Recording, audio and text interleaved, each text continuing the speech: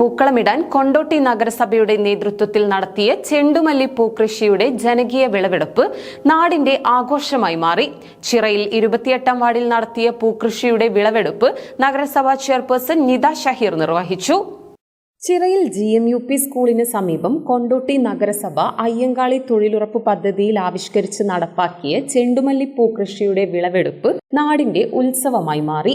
നഗരസഭാ chairperson CA Nita Shaheer വിളവെടുപ്പിന്റെ ഉദ്ഘാടനം നിർവഹിച്ചു. ക്ഷേമകാര്യ standing committee chairman KP Firoz അധ്യക്ഷത വഹിച്ചു.